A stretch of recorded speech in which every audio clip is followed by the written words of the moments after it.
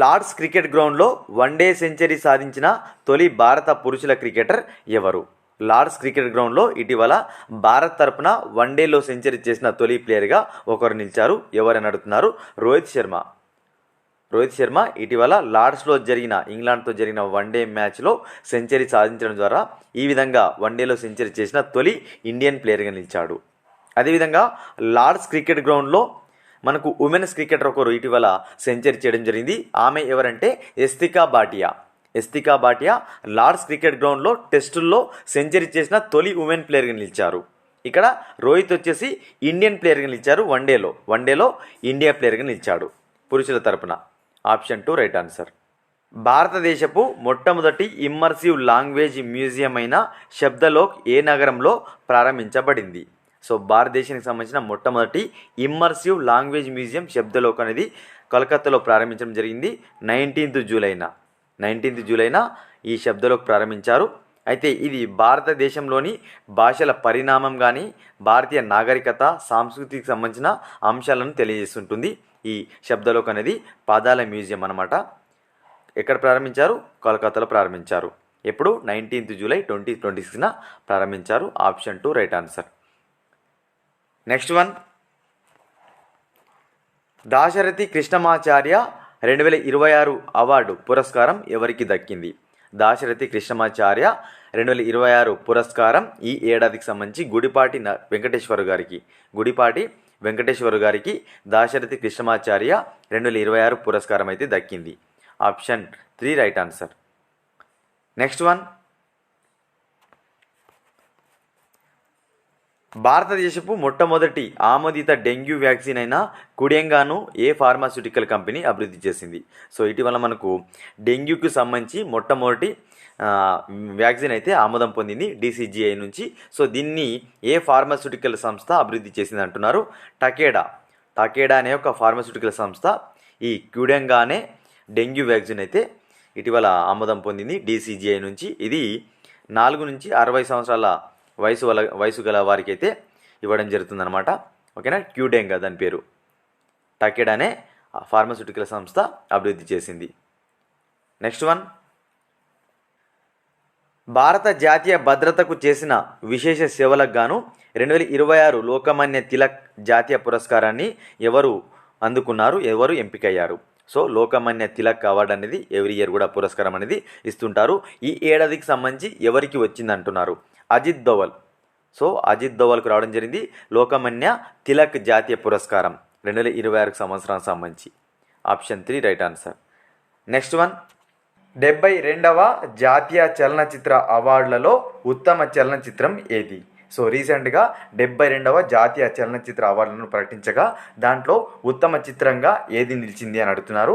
Option 4 right answer. Article 370 తాజాగా ప్రకటించిన జాతీయ చలనచిత్ర అవార్డులలో ఉత్తమ చలనచిత్రంగా నిలిచింది. సో 2024 సంవత్సరానికి సంబంధించిన మాట. 2024 సంవత్సరానికి సంబంధించి తాజాగా ప్రకటించారు.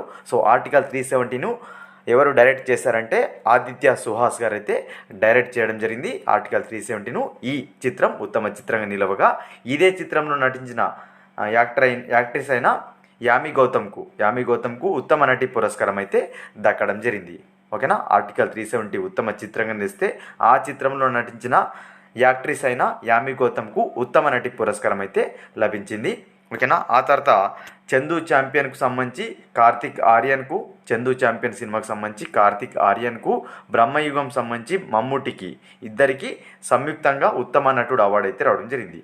ఓకేనా? ఉత్తమ నటిగా యామి గౌతమ్, ఉత్తమ నటుడుగా కార్తిక్ ఆర్యన్తో పాటు మమ్ముటి ఇద్దరు సంయుక్తంగా అయితే గెలుచుకోవడం జరిగింది.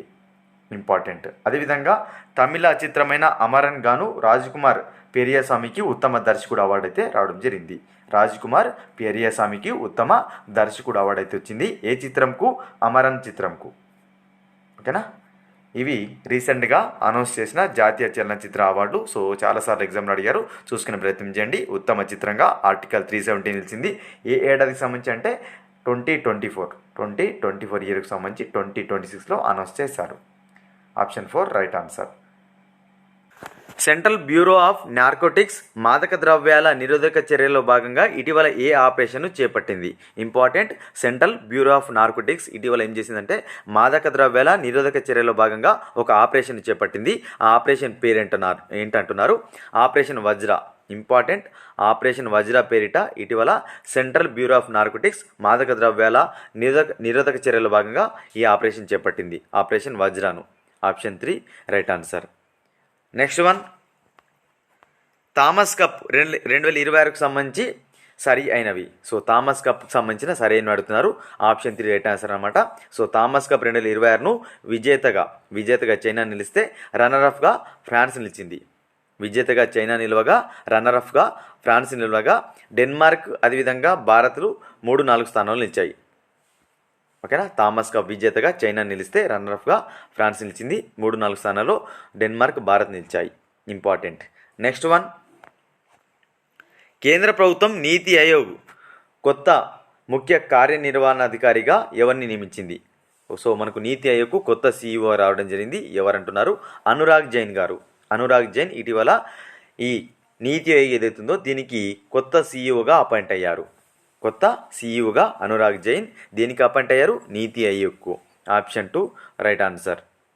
నెక్స్ట్ వన్, 2027 నుంచి 15 ఏళ్లలోపు పిల్లలకు సోషల్ మీడియా యాక్సెస్ను నిషేధిస్తూ దేశవ్యాప్త చట్టాన్ని ఆమోదించిన యూరోప్లోని మొదటి దేశం ఏది? సో మనకు ఇటీవల యూరోప్లోని ఒక కంట్రీ 15 ఇయర్స్ లోపు పిల్లలు ఎవరైతే ఉంటారో వారికి సోషల్ మీడియాని నిషేధించింది. సో ఈ విధంగా యూరోప్లో మొదటి దేశం నిలిచింది. ఏ దేశం అంటే ఫ్రాన్స్. యూరోప్లోని ఫ్రాన్స్ ఏం చేసింది? 15 ఇయర్స్ లో పిల్లలకు సోషల్ మీడియాను నిషేధించింది అనమాట. సో ఈ విధంగా యూరోప్లోని మొదటి దేశం నిలిచింది. Option 4 right answer. Next one, ease of doing business యాక్ట్ను ఆమోదించిన మొదటి భారతీయ రాష్ట్రం ఏది? సో మనకు భారతదేశంలో ఈజ్ ఆఫ్ డూయింగ్ బిజినెస్ యాక్ట్ను చేసిందనమాట ఒక రాష్ట్రం. ఈ విధంగా తొలి రాష్ట్రంగా నిలిచింది ఛత్తీస్గఢ్ భారతదేశంలోని మొదటిసారిగా ఈజ్ ఆఫ్ డూయింగ్ బిజినెస్ యాక్ట్ను చేసిన రాష్ట్రంగా నిలిచింది. ఈజ్ ఆఫ్ డూయింగ్ బిజినెస్ యాక్ట్ను చేసిన తొలి రాష్ట్రం Chhattisgarh. Option 2 right answer. Next one, July 2026లో వరద సహాయక చర్యల కోసం భారత సైన్యం ఇటీవల ఆపరేషన్ జల్ రహత్ అని చేయడం జరిగింది. ఏ రాష్ట్రంలో వరదల కోసం ఇది చేపట్టింది? So important. మనకు ఇటీవల ఒక రాష్ట్రంలో వరదలు సంభవించినందున భారత సైన్యం ఒక ఆపరేషన్ చేపట్టింది. ఆపరేషన్ జల్ రహత్. ఏ రాష్ట్రంలో జరిగిన వరదల కోసం అంటే అస్సాంలో జరిగిన వరదల సహాయక చర్యలో భాగంగా భారత సైన్యం ఆపరేషన్ జల్ రహత్ పేరిట సైనిక సహకారాలు అయితే అందించింది. Option 2 right answer. Next one, భారతదేశపు మొట్టమొదటి ఏఐ ఆధారిత పక్షి సంరక్షణ కేంద్రాన్ని ఏ రాష్ట్రం ఏర్పాటు చేయనుంది? భారతదేశానికి సంబంధించిన మొట్టమొదటి ఏఐ ఆధారిత పక్షి సంరక్షణ కేంద్రాన్ని మహారాష్ట్ర ఏర్పాటు చేయనుంది. మహారాష్ట్ర భారతదేశంలో మొట్టమొదటిసారిగా ఏఐ ఆధారిత పక్షి సంరక్షణ కేంద్రాన్ని ఏర్పాటు చేయనుంది. Option 1 right answer. ఇవి ఫ్రెండ్స్ ఈ వీడియోలో భాగంగా ముఖ్యమైన కరెంట్ అఫైర్స్. వీడియో కనుక నచ్చినట్లయితే లైక్ చేసి షేర్ చేయండి. మరొక ఇంపార్టెంట్ వీడియోతో మీ ముందుంటాను ఫ్రెండ్స్.